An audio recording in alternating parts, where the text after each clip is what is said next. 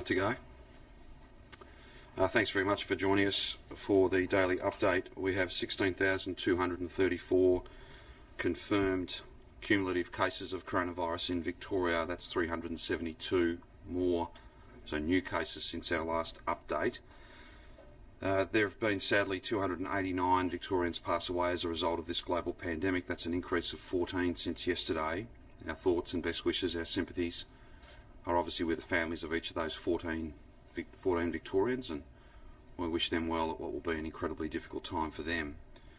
In terms of limited information, I can provide you: one man in his 20s, 3 women and 2 men in their 80s, 4 women and 4 men in their 90s.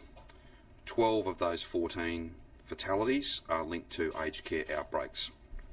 There are 659 Victorians in hospital. 41 of those are in intensive care and 26 of those 41 are on a ventilator. A total of 1,914,474 test results have been received since the beginning of the year. That's 18,908 since yesterday. And we again thank every single Victorian who's coming forward and getting tested, and we of course thank all of those hard-working staff in our laboratories and in our testing sites who are doing an amazing job. We're getting very close on 2 million tests, which as a rate per 100,000 sees us among the very highest rates anywhere in the world. And it's so important for us to track and then to trace and to limit the contact of positive cases and close contacts with others. So we're very grateful both for those coming forward and also those people who are working so hard to process those tests. There are 3,119 cases with an unknown source, mystery cases. That's 51 that have been added, 51 that have been confirmed as an unknown, a mystery case since yesterday's report. Brett's got some slides and is going to, as we committed to yesterday, going to talk you through some of the trends and patterns, some of the data in relation to community transmission. So I'll leave him to do that in a moment. There are 1,188 healthcare workers who are active cases, and I'll come back just before I throw to Professor Sutton. I'll come back on the issue of healthcare workers. There are 2,034 active cases in aged care settings, and there are 7,842 active cases across the state. Now, yesterday we talked a bit about, and the day before indeed, about some worrying trends in a number of larger cities in regional Victoria, Geelong, Bendigo and Ballarat. That's not exclusive. There are other cases in other parts of regional Victoria, but the total number that are confirmed in regional local government areas, so those that are under stage 3 restrictions, is 492. So that's come down a bit from about 512 that we had reported to you earlier. There's still a number of those cases that are being looked at, and we won't be able to attribute those to an LGA and therefore to regional versus metro for a little while. But we remain concerned about Geelong at about 167, Greater Bendigo at 56 and Ballarat at 25 respectively, with some further investigation to be done. But that's why it's so important. We've added testing capacity for those 3 cities. We may add further cities to that. I've done a similar press conference this morning with regional media, and I know there is some concern about testing availability in other regional centres, but I suppose the message to everybody across regional Victoria is that if you have even the mildest of symptoms, please come forward and get tested. We have more than 60 regional testing sites, and we'd be very grateful to anybody with even the mildest of symptoms to come forward in regional Victoria, and indeed right across Melbourne, to get tested. It's a really powerful contribution that you can make towards our collective fight against this wicked enemy. In terms of aged care shifts that have been carried out by nurses, hospital nurses, there's now 1,441 shifts that have been filled. I will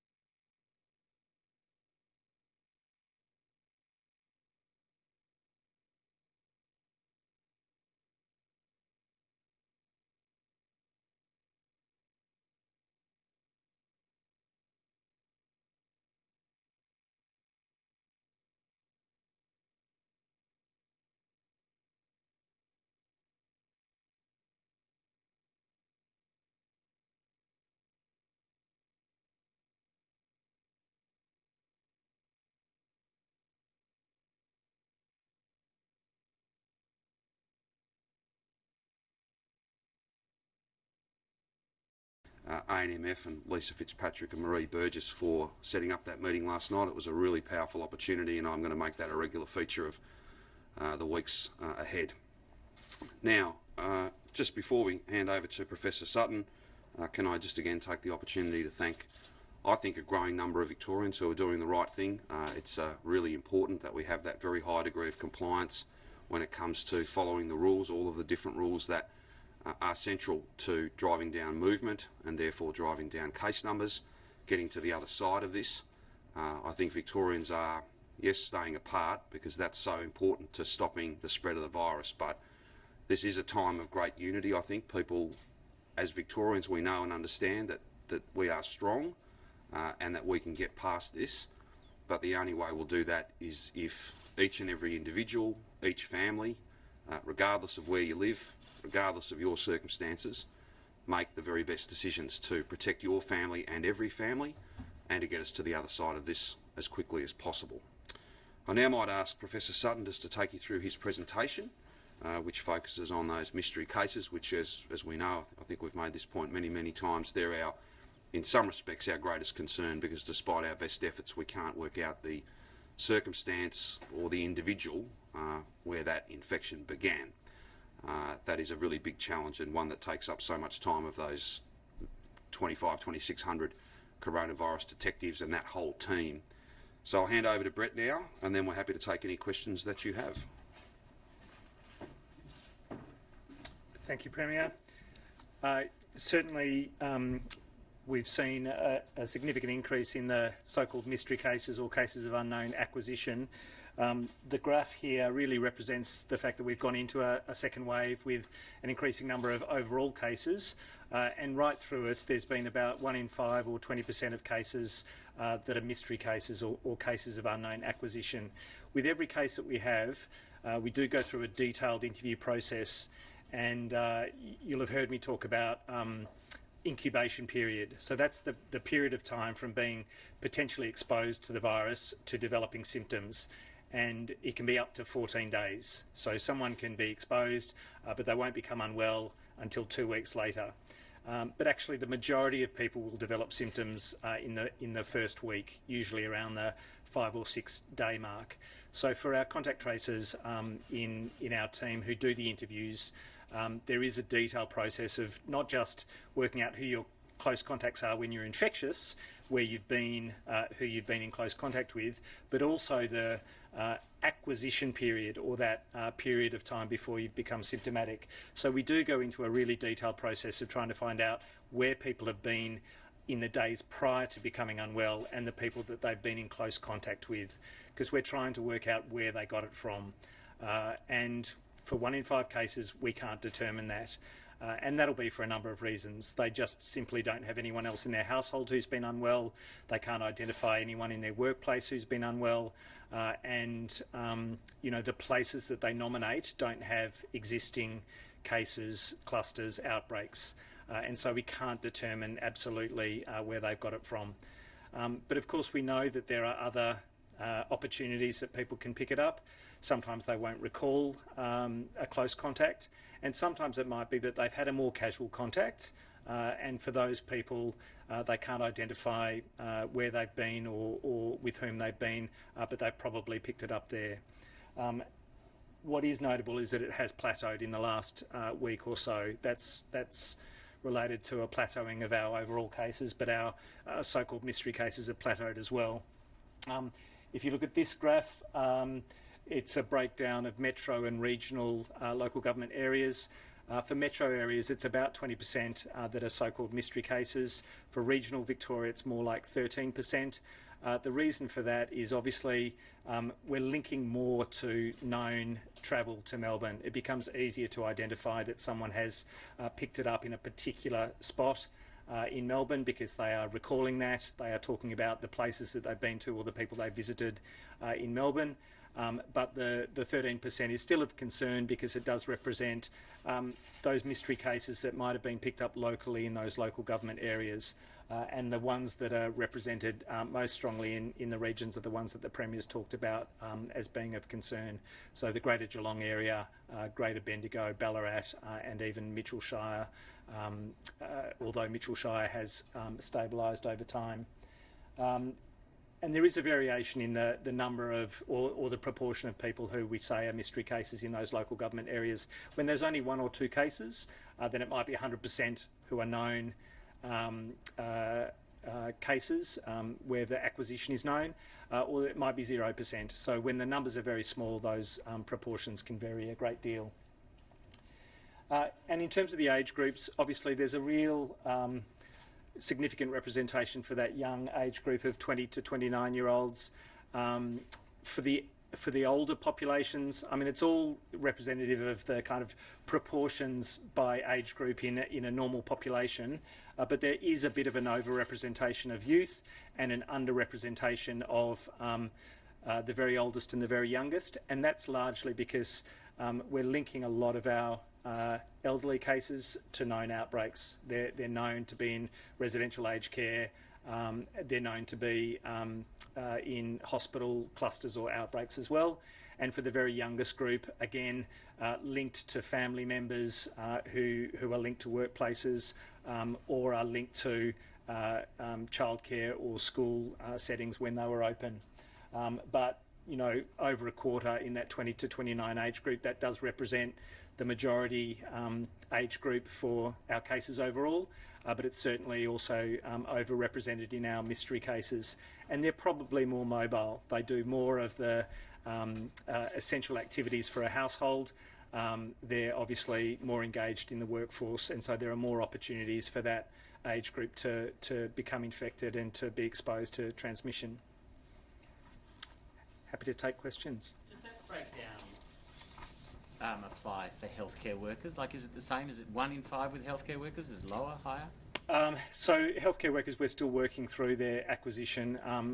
There will be data next week that we're going to present on both the particular workforces that are mostly represented in our healthcare worker cases, but to try and dig down to exactly where they've acquired it. But I imagine there'll be a similar proportion of so-called mystery cases. Although, you know, healthcare workers, as we know, they're involved in outbreaks, they are involved in direct care, and so there are probably going to be more that get resolved in terms of where it's been picked up, or that it's been picked up from a known case.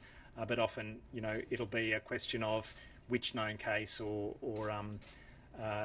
you know, determining the exact transmission that might have occurred for health workers that is the challenge. And with people working... The man in his 20s who's died, was he linked to a known cluster, or was he a mystery? I don't have any further details on that, gentleman. Do you have a strategy for trying to drive down the increase in these mystery cases? Well, really the strategy is stage 4 restrictions. They will work both for cases where it's known close contacts, but it's obviously a really important intervention for community transmission where unknown transmission occurs. The fewer opportunities that people have by virtue of the stage 4 restrictions, then the less community transmission will occur, and we'll see that new daily cases of community or unknown cases come down over time. Do you know if aged care workers are still working across more than one aged care home? And I wonder if you know if that's happening with nurses across hospitals as well. Look, it's probably for the Commonwealth and the Victorian Aged Care Response Centre to answer that specifically. I know that there are some constraints in terms of being able to say you can only work in a single setting and no other settings whatsoever. But I know that for public sector aged care in particular, there's been a commitment and a policy directive to make sure that almost everyone, if not everyone, is working in a single facility and not across facilities. And can I just ask if people are still going to work in aged care homes while they're sick? We get lots of people saying, my wife is forced to go to work in the nursing home while she has a runny nose. Is that still happening? It is still happening. It's happening across workplaces. The challenge, and we've reinforced it at almost every press conference, is that you have to isolate with the first symptoms. But we know that people are challenged either by dismissing those symptoms because it's just a scratchy throat, or it's just the beginning of a cough or the beginning of a runny nose. And so when we interview those newly confirmed cases, including some who are working in healthcare and some who are working in aged care, of course, they represent the general population who also sometimes say, oh yeah, I was symptomatic for 24 hours, or I had 2 days before I isolated and got my diagnosis. How is Geelong, Bendigo and Ballarat going? Obviously, you both talked about the need for testing there. It's only 24 hours or so in. Has there been a big take-up?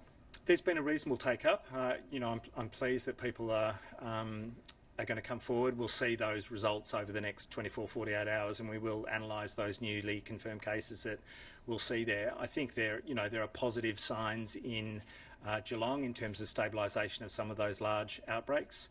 As a proportion of total cases, they don't have, I think they're at 13% in terms of the mystery cases.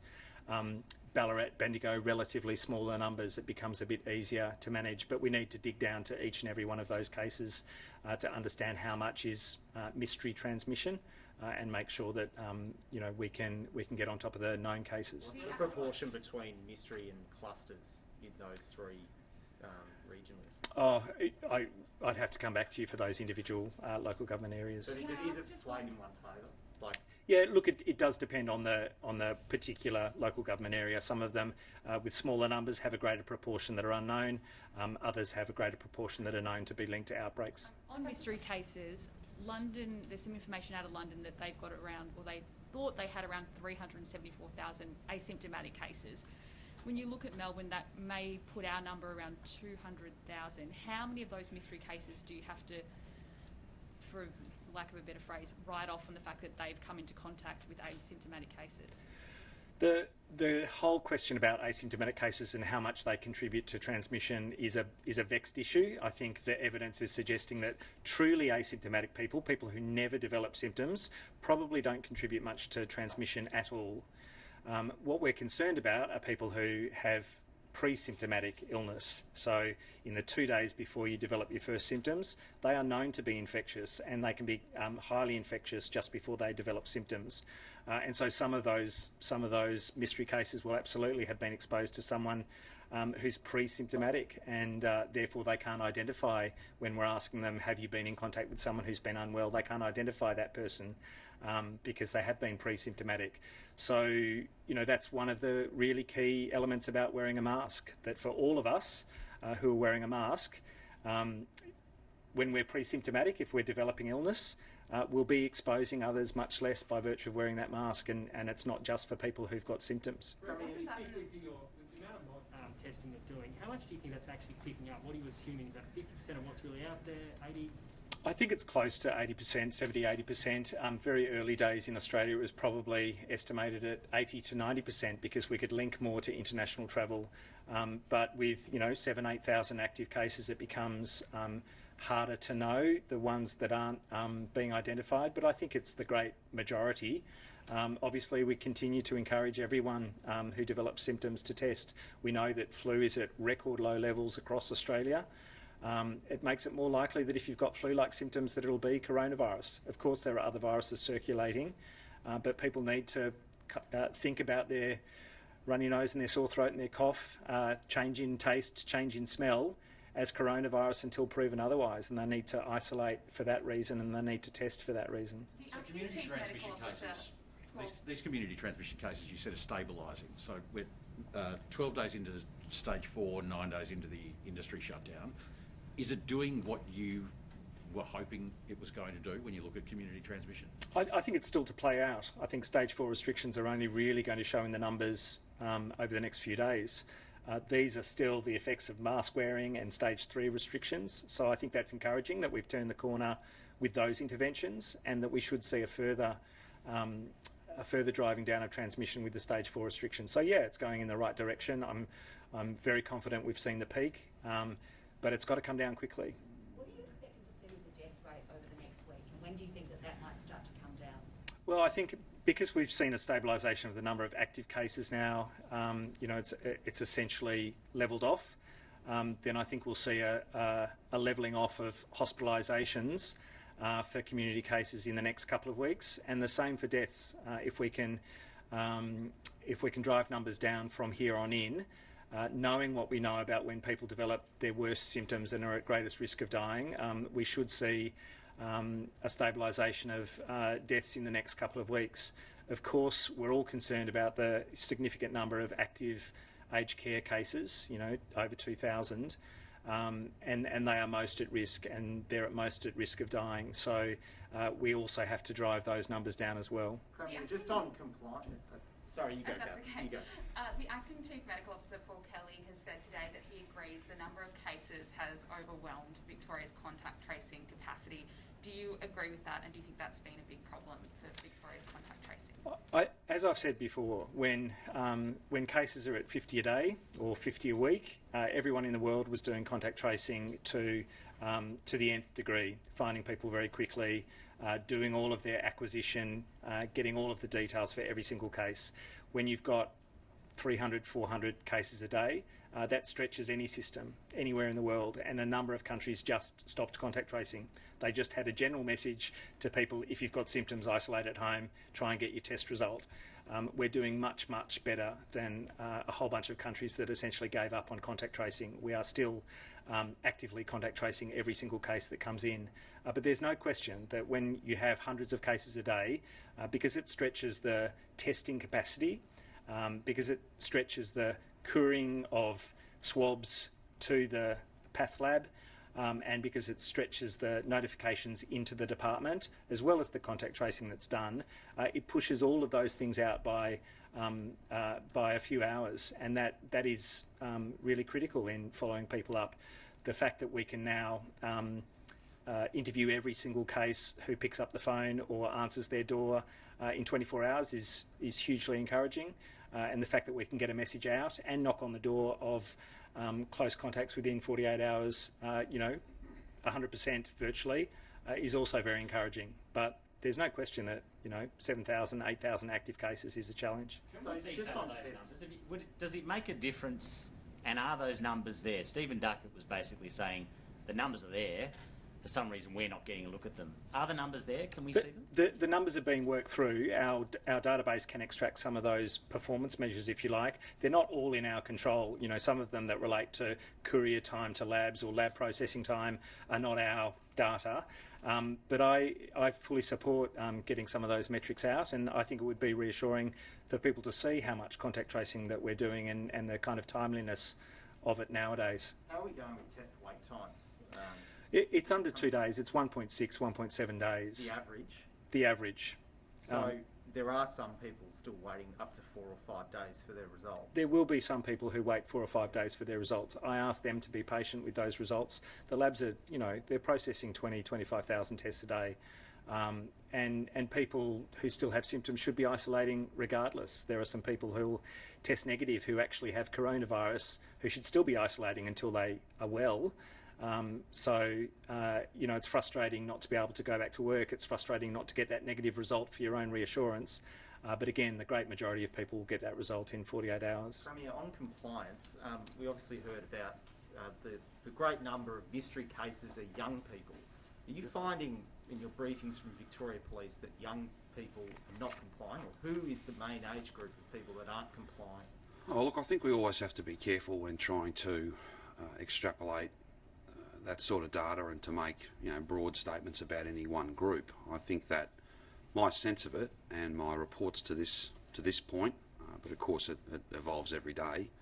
My sense of it is that more Victorians, a higher percentage of Victorians, are following the rules, and that's so important. I think that I'd probably draw your attention to the obvious link between those age groups and not their representation in cases, but their proportional over-representation when you consider how many people in those age groups across the general Victorian community. I think that's probably a function more of movement. So they're the people who are doing the shopping. They're the people who are working in permitted industries and are going out. They're the people who are out and about for lawful reasons as much as they are out and about breaking the rules. So I'm not drawing that conclusion. And my general sense of it is, as I said, that I think that a higher percentage of Victorians are doing the right thing, and I'm deeply grateful to them. But in order for these settings to work, we really have got to have, as I've said a few times this week, we've got millions of Victorians. They're all, each of them every day, making hundreds and hundreds of choices. So that's literally hundreds of millions of choices every day. And unless all of us make the right choices, then we won't limit movement, and we won't limit the number of cases, and we won't get to the other side of this. But I'm quite hopeful about the likely success of the strategy, and I'm certainly hopeful when I see data and get that sense from lots of reports from lots of different sources that I think the percentage of Victorians doing the right thing is actually up, and that's a very important thing. So yesterday a man was caught by police breaching lockdown, but he's been caught 9 times before. Clearly this $5,000 fine isn't a deterrent. Are you at all, or should the government be considering jail time for these repeat offenders? Well, I'm not certain of the circumstances of that individual, and that sort of repeated behaviour could be the product of many different things. So perhaps I can get you some further information on that, and then I'm more than happy to try and answer your question. It was in Vic Police's update this morning. I'm talking. But I don't think it went to. And again, I don't want to be reflecting on an individual, but what I might perhaps not talk about that person as such. But if you were to put to me a slightly different question, what might drive a person to abscond or do the wrong thing 9 times? Well, there could be many different features. That person may not be well. That person may have all sorts of underlying issues. I don't know the answers to those questions, and I don't want to trample all over the privacy of that particular person, but let me go and have a bit of a look at that, and if I can come back to you, I will. Premier, do you expect that any agencies will claim cabinet in confidence to try to avoid giving documents to the commissioned inquiry? They're not matters that are necessarily determined by me or the cabinet. In fact, there'll be a process to examine those matters.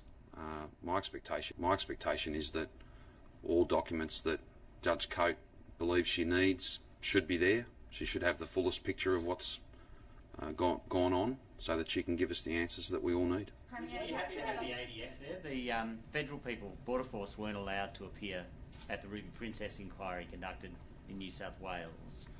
Would you expect ADF people to appear if Jennifer Coate wanted to speak to them? I'm not going to run a commentary on who should and shouldn't. I think I've made, and whilst I probably could offer you a commentary about that at the inquiry in New South Wales, that I think would be gratuitous on my part. You can make your own judgments about who has been called and who's turned up. That's not a matter for me.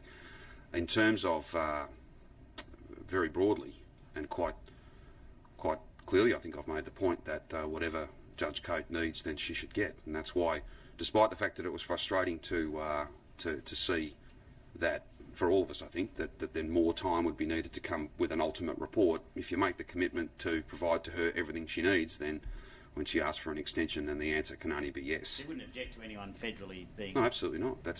And to a certain extent, Raf, there's no argument between us. I'm just incredibly cautious not to be seen to be directing that process. That is an independent process, and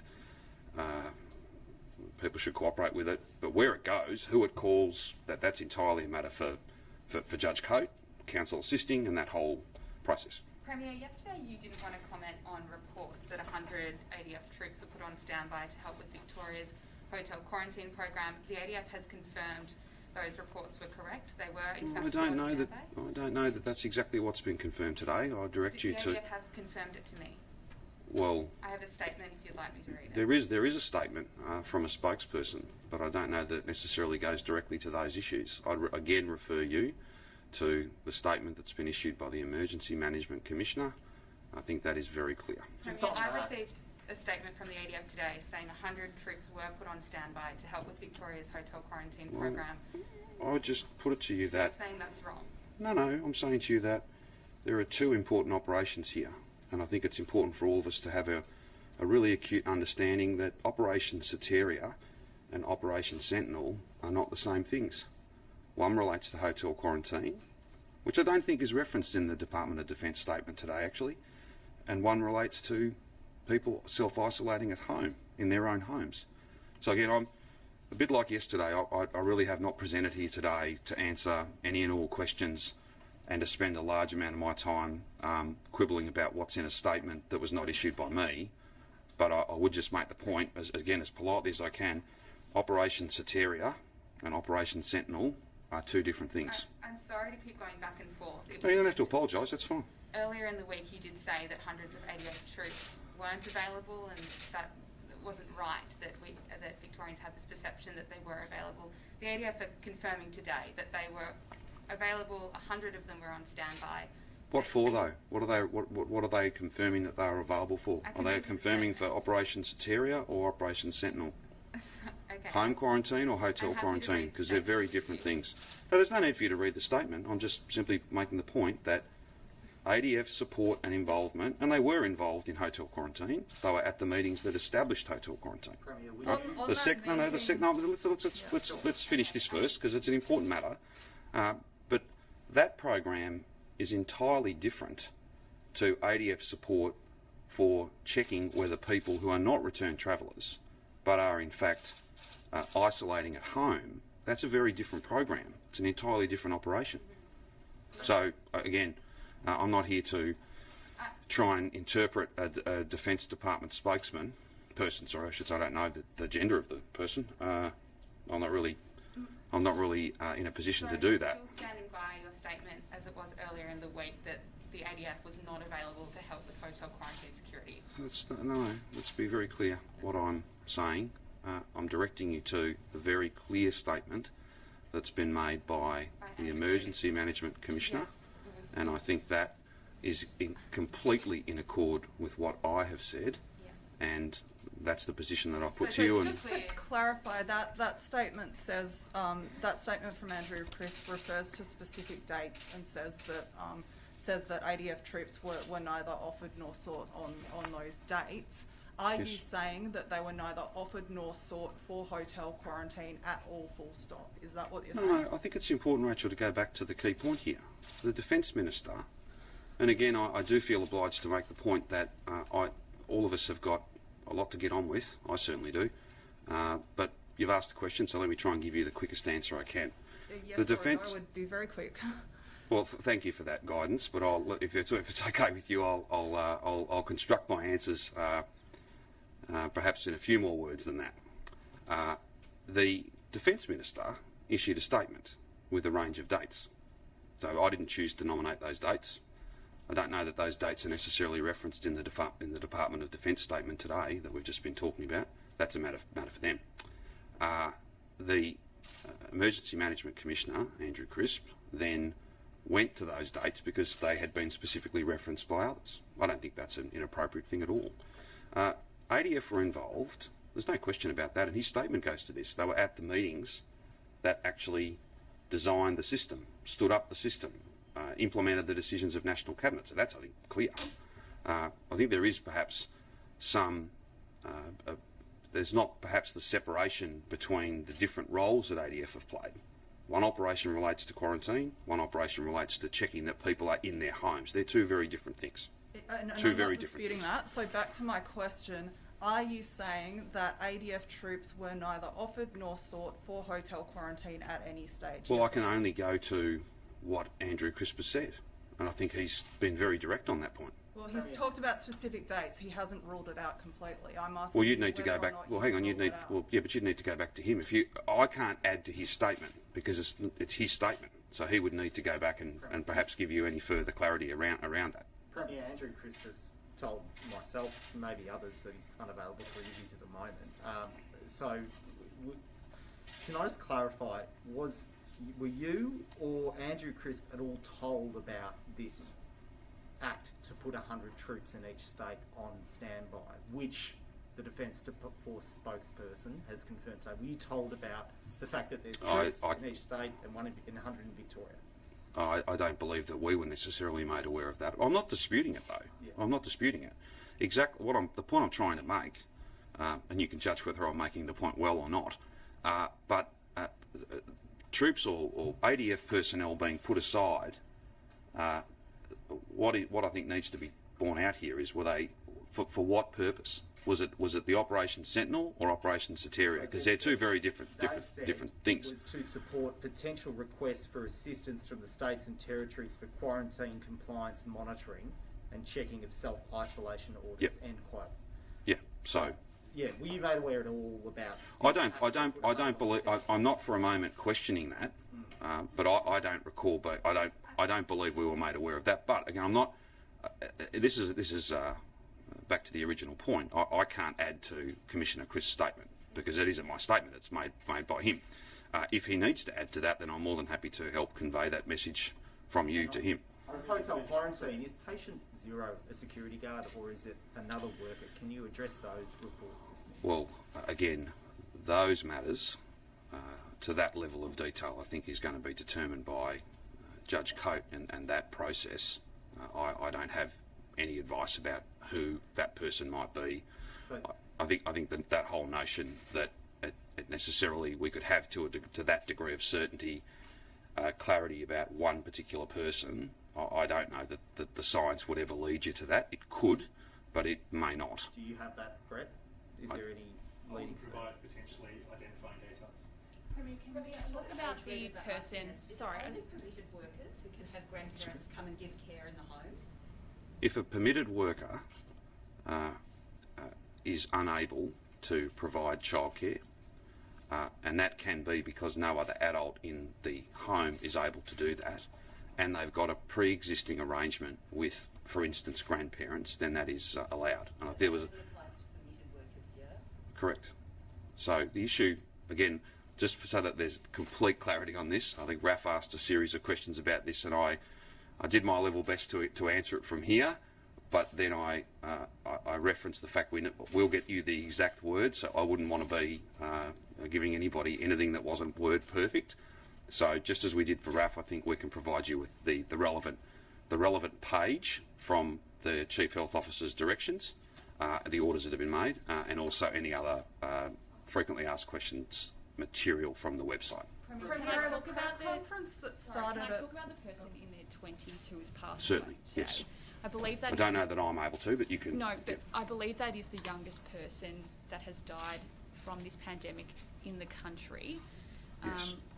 Surely it's obviously a terrible thing that's happened in our state. Can you talk to us about that? Yeah, look, this is, or any death because of this global pandemic is a terrible tragedy, and that's why it's with great sadness that we have to report those numbers every day, and that's why we send our best wishes to family and friends, and we hope that is some small comfort at what it must be a terribly difficult time. I can't speak to the circumstances of that individual, and it may well be that the coroner will look at that matter and determine the circumstances of that. I can't speak any further about that person, other than to say I think you are correct to assume that is the youngest person, and we're very saddened by that, and we send our best wishes to that person's family. Is there a particular reason why the coroner would look at a Premier? Oh no, that's entirely a matter for the coroner. So I'm not saying he will. I'm saying that he may. So that's a judgment that the coroner makes. More or less likely to than any other coroner. Well, again, I wouldn't want to influence that decision. That's not a matter for me. That's a matter for the coroner. I'm just saying that there may well be a whole range of different issues there. That's entirely a matter for the coroner to look at. There's been some criticism of the enforcement of the buffer zone. Yeah, I have seen that. Described as a ring of marshmallow more than a ring of steel. I have seen that. That's a very clever line. I have seen that. Look, what I'll do, and I freely confess I haven't had an opportunity this morning. It's been a pretty flat out morning, but I will speak with the Chief Commissioner about that issue, and I know that both members of Victoria Police with ADF support and others are working very hard to try and limit movement between metropolitan Melbourne and regional Victoria, and the other way around also. I'll just repeat what I've said a couple of times this week, and indeed for longer than that.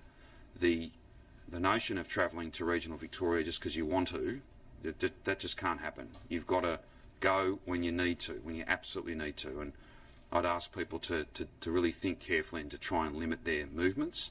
And I know that will be inconvenient for many, but the inconvenience of not being able to travel to regional Victoria is nothing compared to the inconvenience and the potential tragedy that'll come from a really significant growth in cases across regional Victoria. So if people can just take that moment to think, do I really need to be going here? And vice versa.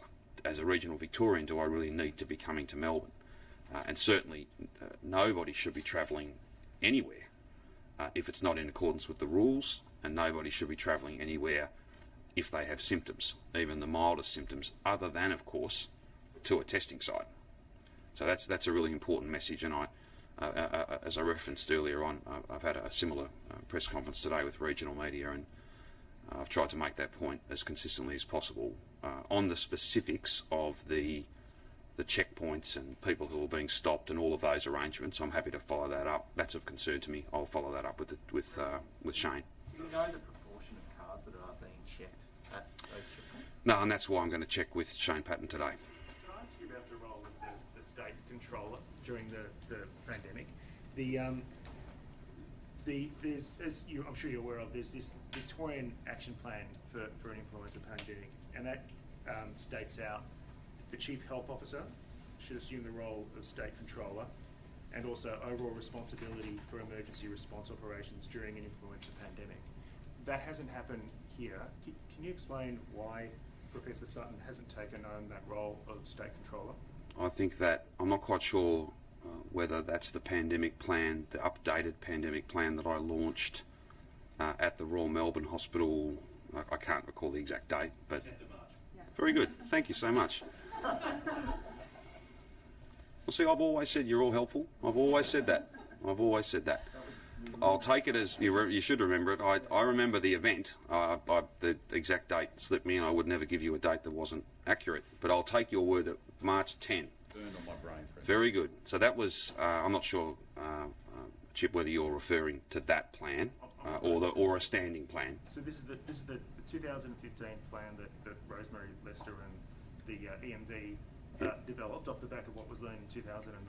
Yes. In terms of how to respond to a pandemic. I'm well acquainted with and with the health department plan.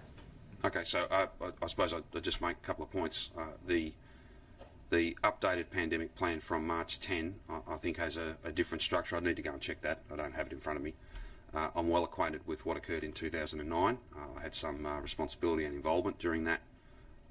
One of several potential pandemic issues that we had to deal with at that time: bird flu, swine flu, others. The structure reflects the task. The structure reflects the fact that there's not just one person as capable, as learned as Professor Sutton is. There's a lot to get on with in the public health response. Beyond that, from a state controller point of view, there are many other logistical tasks, many other planning and mapping and tasking, all of those important things.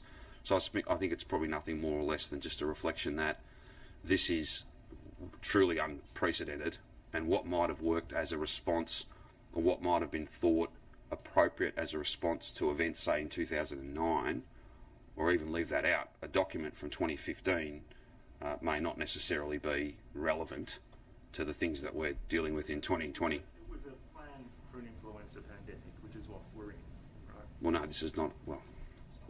This is not an influenza pandemic. This is a novel virus pandemic. This is not the flu.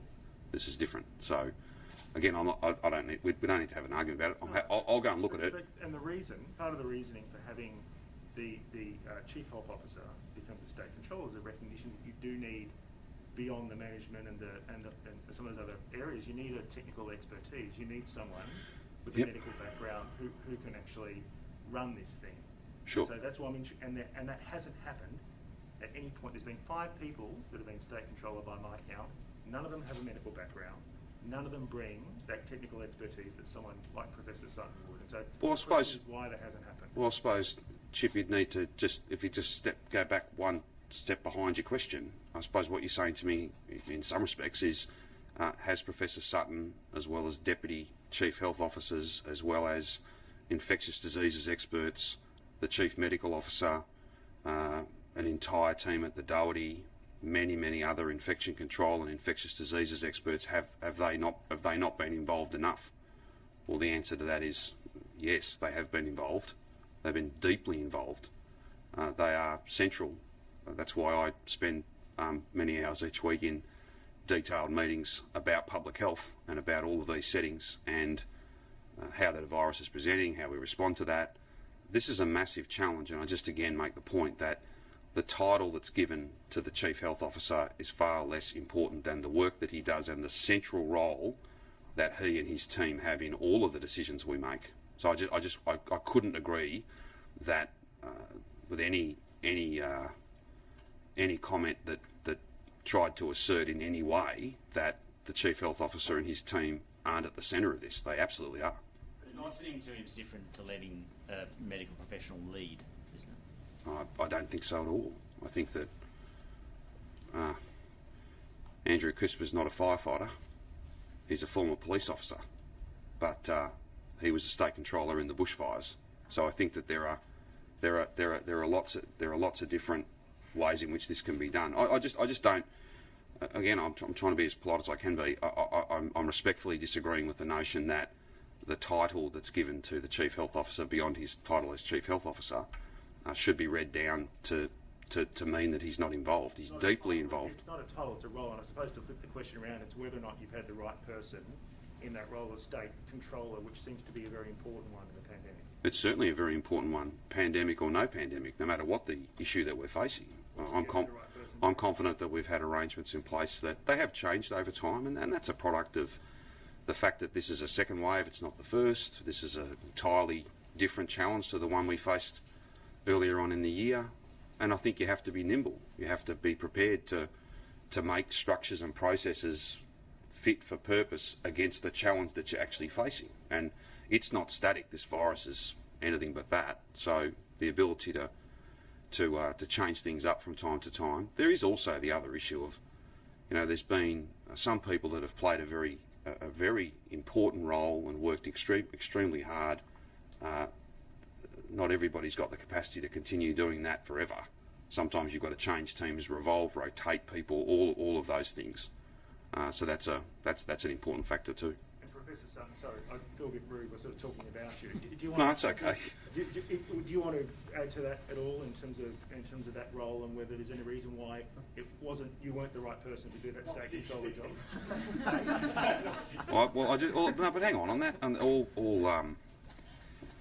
all possible promotions of the Chief Health Officer to one side, I don't, with respect, I don't think you can read into that a decision being made that Brett was not the right person to do that work. He's got a fair bit to go on with. He's working hard. We're all working hard. This is uncharted territory, and something that was deemed appropriate back in 2015, like last week seems an eternity ago. 2015 is, goodness me, that's a long way from where we are now. Again, you're free to draw your conclusions, but I wouldn't want anyone to assume that anyone had made an active decision that Brett should not be doing certain things. That would not be fair. Can I move us from 2015 to March 27?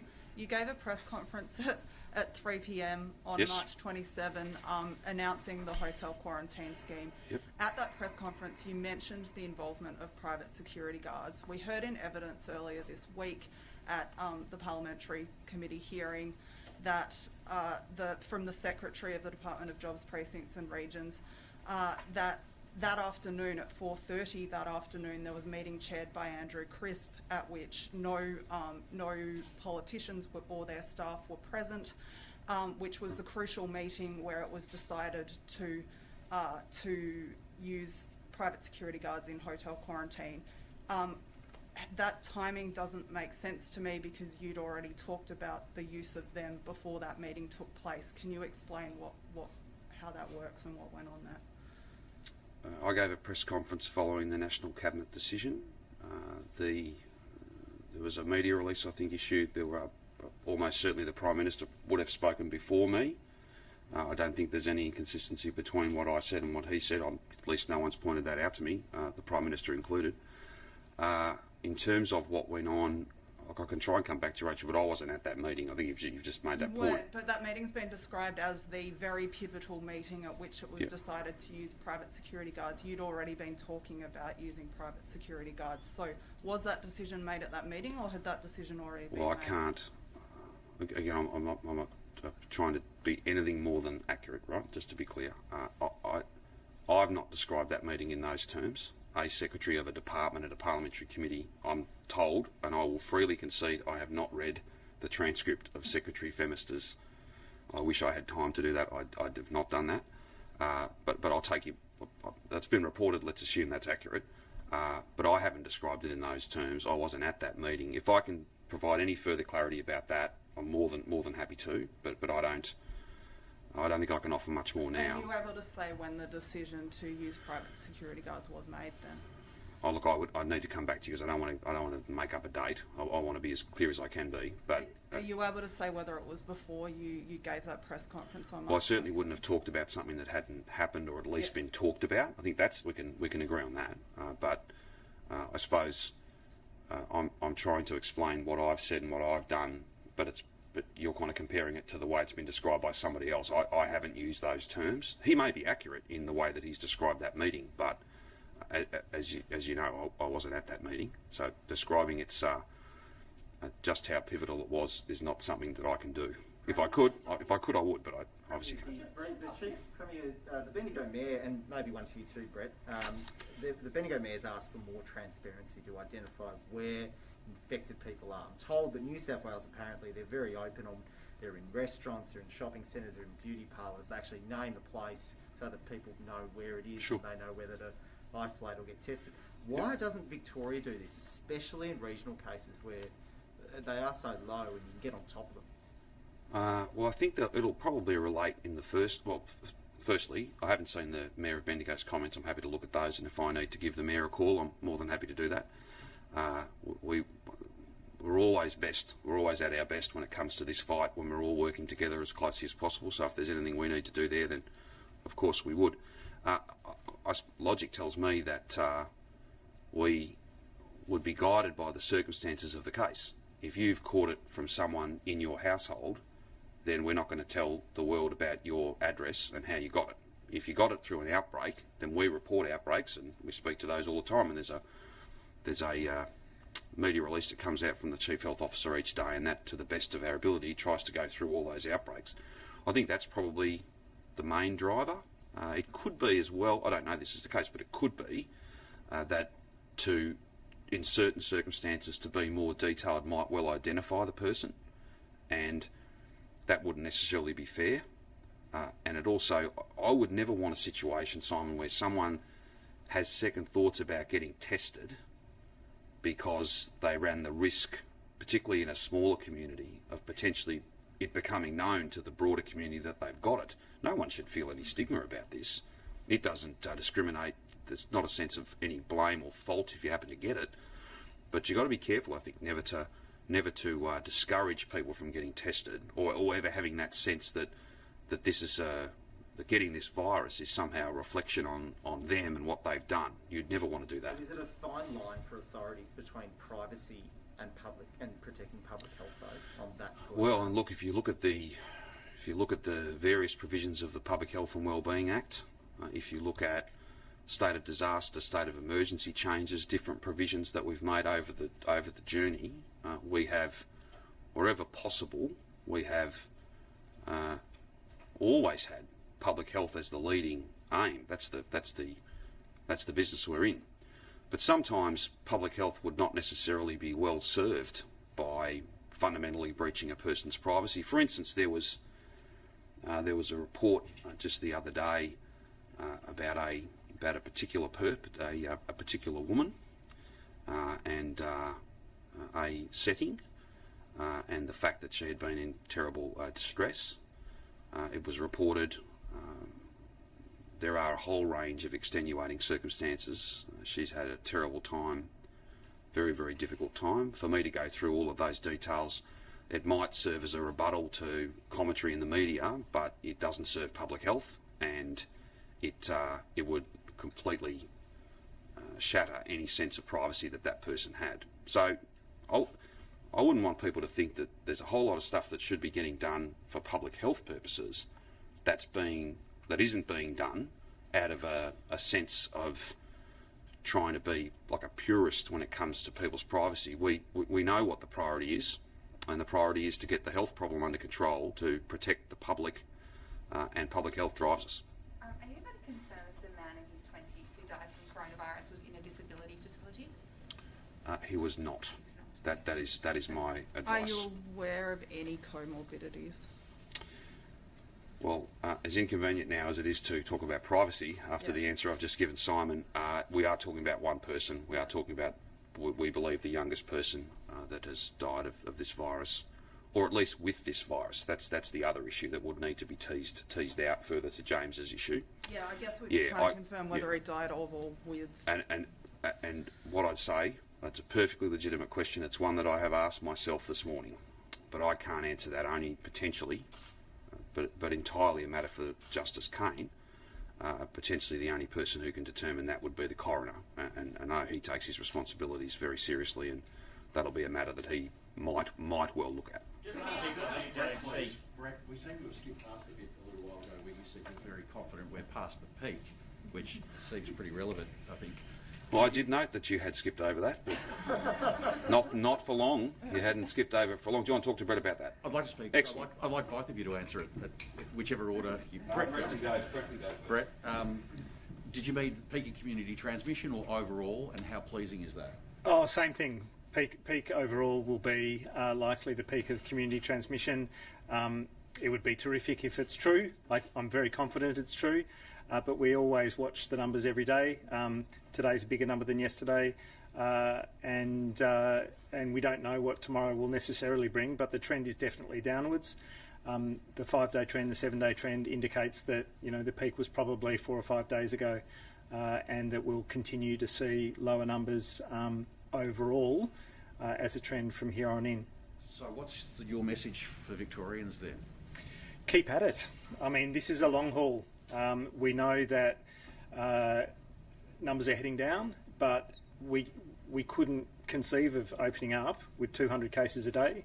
I don't think we could do it with 100 cases a day. We really need to drive numbers down to the lowest possible level, including zero, to give us the greatest confidence that we can ease restrictions and not see an upsurge that would have us heading back to restrictions again. We have to get to a point where it's entirely manageable, if not completely snuffed out.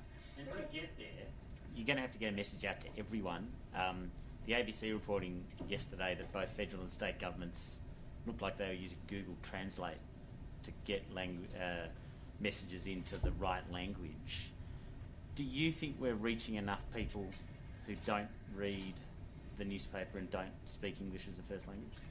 Yeah, I will say, I think engagement with culturally and linguistically diverse communities is central to how we proceed from here on in. I am aware that we're using multiple channels and multiple media. I think it's an ongoing effort that we need to make, and we always need to do more. So no, we're not doing enough. I think we always need to do more because it's a really significant challenge, and this is a community, broadly speaking, communities that will need different information given to them in different ways and fed back to us in ways in terms of what their needs are and the things that motivate and engage them. And so I think we need to be as creative as possible. I think the Burnett Institute was absolutely right in terms of saying this is central to the response right through. But it's a continued effort that we need to make. And I know that a lot of people from families where someone has a different country of origin will go to that country of origin for information, and a lot of that information is absolutely incorrect. A lot of it is directed misinformation, and that is entirely unhelpful in terms of people doing the right thing. So, yeah. And that'd be highly represented in that 20 to 29 of mystery cases, wouldn't they? Yeah, absolutely. So culturally and linguistically diverse communities are the youth cohort within those communities are absolutely the target. And that's not traditional media. We've got traditional media for a bunch of reasons. We've got campaign-style materials for a bunch of reasons. But we also need local champions, local youth, community leaders, but other individuals that people look up to or that people are influenced by who aren't necessarily establishment leaders. Brett, putting aside what happened in the hotels, looking at the people who became infected, is there indication that they didn't self-isolate properly or had that spread to the wider community once they were infected? Look, it's not clear. Across the board, we have people who self-isolate well, others who don't do it so well, others who don't do it for a bunch of reasons that are not wanton or malicious, that are about lack of understanding or other pressures to not self-isolate. But in terms of the specific circumstances out of hotel quarantine, I couldn't tell you. But we're being told that some people at hospitals that are getting tested have been asked to self-administer the test. What are the reasons for that? So there are some individuals who find it very uncomfortable or who are very anxious about having a test done by a albeit trained individual, and if it can facilitate that test getting done for somebody to do it themselves, especially the nasal test, the deep nasal swab as we call it, then we should have that available as an option rather than not have the test done or have someone fight the test. That should never happen. And so if someone can do the test themselves, find that point of comfort to be able to get a decent swab, then that's a useful option for them. So is the automatic not having sufficient PPE, for example? No, it's not about staff not having sufficient PPE, but it doesn't require staff to have PPE. If someone's self-administering the test, they can obviously do it on their own away from others, and the test can then be picked up without a risk of that aerosol generating procedure happening with health staff around. Is the automatic rule for anyone that gets a test still to self-isolate? Anyone symptomatic who gets a test absolutely needs to self-isolate. Asymptomatic individuals do not have to isolate because they're like you and me. We're not self-isolating all of the time. The fact that we have a test doesn't change the fact that we're someone without symptoms. If we are a close contact, then we are always self-isolating. So someone who's a close contact is told to quarantine until they've done their 14 days. Just to be clear, if you wouldn't mind, I've been contacted by the owner of an abattoir who's been offered testing by the government to his employees, and in the documentation it says they don't need to isolate. Now, he was just a bit confused from him because, you know, there's been this big messaging around everyone must self-isolate with testing. So if the government, and you're saying anyone that's asymptomatic gets a test, they do not need to isolate. Is that right? If they're not a close contact, yeah. If they haven't been told to self-isolate, quarantine, because they're a close contact, because we know that they need to do a 14-day quarantine period, then no, they don't need to self-isolate if they have no symptoms. Can I ask the Premier, if I may, let's talk football. So... Before we do that, can we do pink for the Premier first? Before we do that, Peak tonight was not a good night. Like last night was not a good night for the football. But go, James, on peak first. Sure. Just can I deal with multicultural issues first? I had a very big virtual meeting with multicultural media, both print, TV, radio, and online yesterday. There's some unique struggles there, I think. Not struggles, sorry. There's some unique challenges. Just as advertising revenue and other economic activity has been constrained across the state, I think that's a real challenge for many multicultural media outlets. So we talked about that. We talked about all sorts of other issues. We're deeply engaged with them to help get that message out, and it's both reassurance, information, clarity, but also making sure that we're getting through to people. Now, that's not the only channel though. It is champions, it is social platforms, it's word of mouth, face-to-face, all of that. There have been a couple of issues raised about translation quality, but we're well on the way to resolving that if we haven't already. So the good thing there is there was a problem, it was raised, and I think we've fixed that. And I've asked them to keep me informed on that issue, particularly SBS, with just the sheer volume of programs that they run. On the issue of the peak, the Chief Health Officer's gone through those matters. I've always had a slightly different approach in that I'm not going to make predictions. I'm not trained to do that. I want to see the data, I want to see the numbers continue to fall, and that's a really important part of this. Are you pleased? Oh, well... Victorians are doing it tough, to state the obvious. Oh, absolutely. Should they view this as a good moment? What I'd say is that Victorians across the board are doing it tough. They're doing an amazing job. This is not a sprint, it's an endurance race. It's an ultra marathon. And to get to the other side of this, we can't let our frustration get the better of us. We can't let our obvious fatigue and disappointment at this second wave get the better of us. We've just got to stay the course, and we've got to get to the other side of this. And that point will be quicker if we all follow the rules and make the best choices. And I think a growing number of Victorians are doing that. The other point I'd make, James, is that I think we all have to acknowledge, whether we like it or not, that the way in which we deal with this second wave, we can't, through frustration, have a situation where we don't quite do this job, and then all we're really doing is setting ourselves up for a third and a fourth wave. We've got to get to the point where we have the numbers at a low enough rate that we have real confidence. You can never have certainty, but we've got real confidence that we'd be able to keep a lid on cases. The inevitable ones and twos, the inevitable outbreak that will happen, those sorts of things. So we're a long way away from that point. But I'm pleased that the experts have that sense that maybe we're entering a different phase. That's good, but there's a long way to go. And you know, if we were to open up at 372 or at 250 or whatever the number was, then we wouldn't have beaten the second wave. We would have just begun the process of beginning a third wave. So that we've got to be really careful with that. Can I ask, of course, about the grand final? Yes. It's 2 months away. Will it be in Victoria? Have you made a call on that yet? No, that is something that we're speaking with the AFL about. Obviously, we've got a contract in place.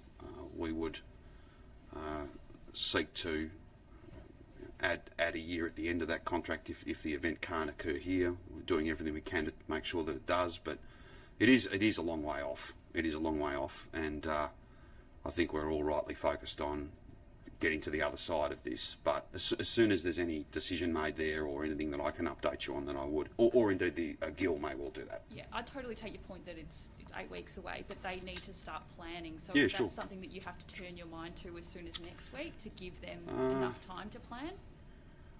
Well, I think the way to answer your question is I don't know that I'll be turning a lot of my attention to it. I think Martin Pakula and others will be focused on that. They'll work with the AFL. It's not unimportant, but if and when a decision's made, then we'll be sure to make an announcement. Operation Soteria and the request that Andrew Crisp made on June 24 for Yes. 850 troops, Yes. which I know you've said you didn't make, and I know was after there had been cases at Ridges and Stamford Plaza. Yep. But when he made that request, Andrew Crisp stated in the document, Emergency Management Victoria has exhausted internal or contract sources across emergency agencies to fulfil these roles, and he was talking about roles in the hotels. And ADF personnel in other states have proven to be uniquely suited to roles and functions being carried out within the current environment. That request was then rescinded 16 hours later. Did you have any role in the decision to rescind the request? Well, and what changed, given Sure. that he clearly thought when he made that request that this was needed and it had worked in other states? Yep. So noting all the background that you've provided to that, the one bit that's not included, and it's not a criticism, but there was a range of work going on to determine whether there were other resources that could be used. So I can't give you an hour count, but a day or so later, the decision was formalised. There'd already been some discussions. To the extent to which Commissioner Crisp was part of that, I can't speak to that.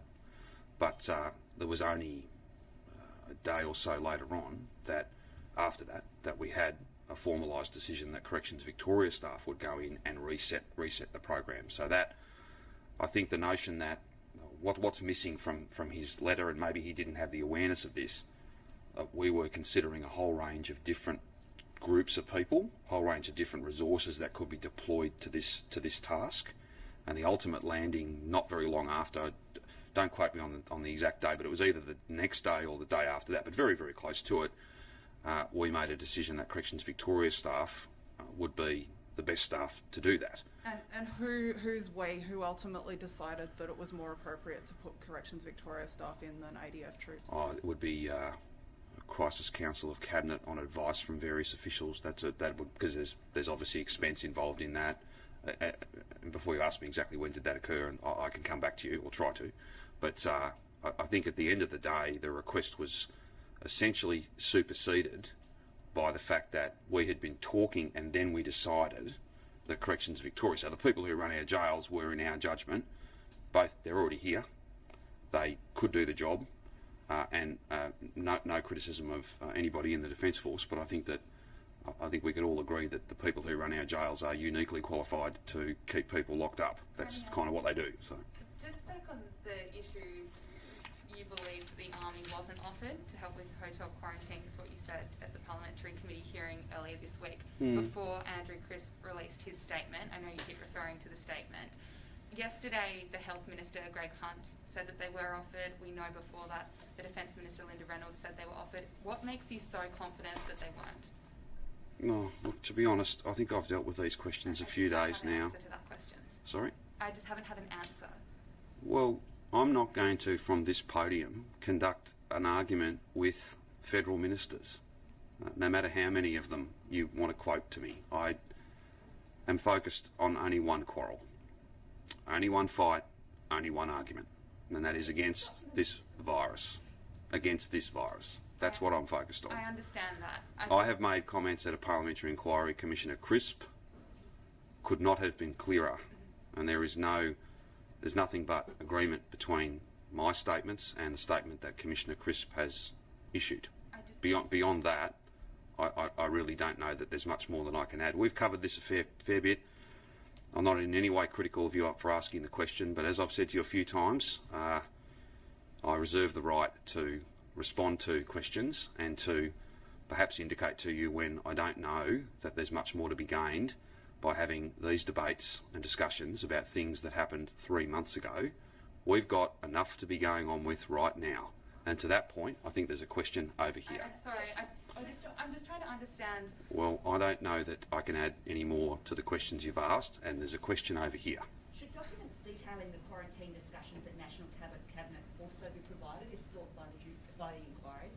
I couldn't speak to the absolutely frank answer. I don't know what rules would apply to National Cabinet. That is essentially, as I understand it, that is essentially a subcommittee of the Federal Cabinet. In terms of its legal status, I'd need to get some legal advice on that. I'm more than happy to try and chase that down for you. But that wouldn't be a judgment that we've made, because those documents are not owned by us. That they're part of a national process. That'd be something that the chair of National Cabinet might have a view on, and he might even need to get advice on that. Do you know, Premier, if the Legislative Council President has agreed to Parliament, Upper House Parliament sitting next week? I do not know the answer to that question. What's your view on... My view is that... Sorry, if you wouldn't mind. Sure. Opposition and crossbenchers last night resolved to push for a sitting next week. What is your view on that? And noting that Brett apparently has provided advice saying that it can go ahead. What is your view on whether Parliament Upper House should sit next week? Out of the greatest of respect to the Legislative Council, I would not provide a view. That's entirely a matter for them. I have the chances of me explaining the riddle that is the Upper House to you today here are very low. And I don't know that I can offer much more than that. They've got to work out their own program. They've got to consider the advice of the Chief Health Officer. I would certainly hope that whatever went, to the extent that I can offer you an opinion, I would just make the point that I was asked a little while ago about, I think Lundy asked the question about people from regional Victoria travelling to Melbourne when they don't actually need to, and people from Melbourne travelling to regional Victoria when they perhaps don't actually need to. We've just got to be very mindful of that. Very mindful that we're not taking the virus with us by travelling to places that might not be essential. Now, people may have a different view on what's essential than mine, but that's entirely a matter for the Legislative Council. Like, are you trying to find a model where the lower house could sit virtually? Yeah, I think you need to speak to the Speaker about that. That's not something that I'm involved in, but there are other parliaments in around. I think Westminster has done this. There's some other parliaments that have been able to find a way to have, I think, some hybrids. So there was some people in person, some people online. Others, I think, have done it entirely virtual. Again, I'm not involved in those matters, but I'm sure that Speaker Brooks will be able to give you some clarity on that. Yesterday, that private security was still being used in hotel quarantines. Can you tell us in what roles and to what extent the casualised workforce is still being used? I don't. I'll have to come back to you on that. Obviously, it's been reset under the command and control of Corrections Victoria. There is some Victoria Police involvement as well where that's deemed appropriate. But the exact answer to that question, I would need to come back to you. It's obviously a much smaller program. It's still very important, but it's not people who are the subject of a mandatory order because they're returned travellers. It's much more about people who, for varying reasons, so whether it be violence and abuse, getting away from that, protecting someone in your home, where the house is just too small to isolate together, or it is also health workers who aren't positive and need to stay away from someone in their home that is. So it's all of those things and the exact arrangements. I'm more than happy to try and get you some clarity on that. Remy, can I just, sorry, one point of Sure. clarity on those issues with the plans. So the plan for the public sector, the COVID plan for the public sector that you announced in March you referred to. Yep. So that states that this plan is based on principles of proposed actions outlined in the Victorian Health Management Plan for Pandemic Influenza, which is the one that I referred to. Yep. So do you accept that 2015 plan, particularly as far as it governs our emergency management response, that's still in place? Well, Chip, what I have to accept is that you've got a document in front of me, in front of you, and I don't. So I'd need to have a look at exactly what it says. But again, if you want to put some detailed questions to me about those matters, I'm more than happy to follow up with you. But I don't have that document in front of me. I think that we've got a unique framework that is a direct response to unique circumstances. I don't think that any of the arrangements are inconsistent with the underlying principles that had guided us, but I just don't think you can escape the reality that this is very different, and therefore there's been different approaches put in place, and even beyond that, that there's been changes along the way, because of course what's occurring today is obviously very different to what it was a month ago, let alone right back to the 10th of March. But if you've got specifics you want followed up, I'm more than happy to do it. But I'm at a slight disadvantage with not having the documents in front of me. But I'm more than happy to try and chase that up to the extent that I can. Any other issues? Just before we go, I would again just say to all Victorians, I want to congratulate and thank everybody who's doing the right thing. These are tough times, but we are a strong state, strong people who will get to the other side of this by staying apart, yes, but being completely united in our fight against this wicked enemy. Please, if you have even the mildest of symptoms, please come forward and get tested. Please wait at home until you get your result. Please follow the rules to avoid a fine, to keep your family safe and every family safe, and to get us to the other side of this really challenging time quicker than would otherwise be the case. If there's no other issues, then I will see you tomorrow. Thank you.